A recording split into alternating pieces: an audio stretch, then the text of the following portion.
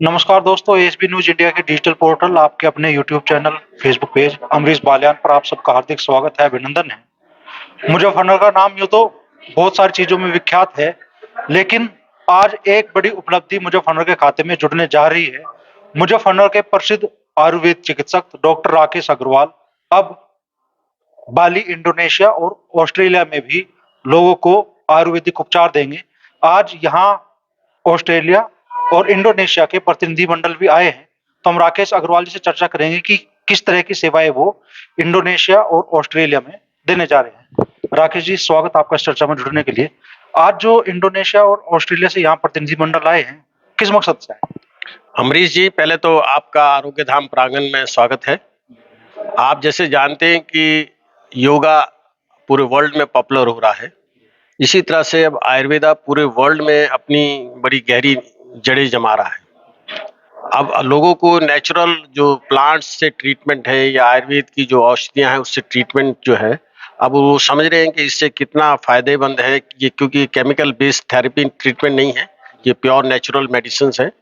और आरोग्य धाम परिवार का आप जानते हैं कि पिछले 100 साल से हेल्थ केयर में कंट्रीब्यूशन रहा है। मैं स्वयं 40 ईयर से प्रैक्टिस में हूँ और हमारे बेटे doctor Amrit Raj, doctor Arjun Raj, doctor Neelam Agarwal, doctor Mitali Surabhi Agarwal, we are all in health care by virtue of Ayurveda. और इसी प्रोग्राम के तहत हमारे पास ऑस्ट्रेलिया से हमारा एमओयू साइन हुआ है। Miss brother Isaac is here, we will be rendering our services in Australia.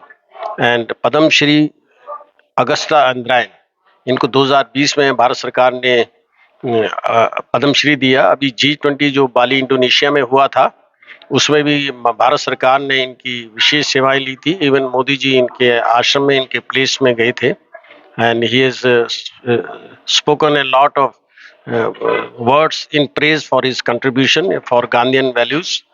और अब ये आयुर्वेदा जो एक्सचेंज प्रोग्राम है between Indonesia, Bali Indonesia and Australia, ये बिग वे में ऑल ओवर द वर्ल्ड होने जा रहा है, क्योंकि हमारी पूरी फैमिली का डेडिकेशन इन आयुर्वेदा है। और ये जैसा कि आप जानते हैं, आयुर्वेदा साइंस ऑफ लाइफ है।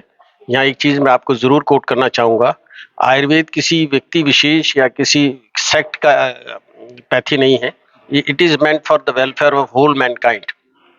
इसलिए इसमें हम बोलते हैं सर्वे भवन्तु सुखिने, may all living beings be happy, may all be healthy, may people have the well being of all in mind, may nobody suffer in way.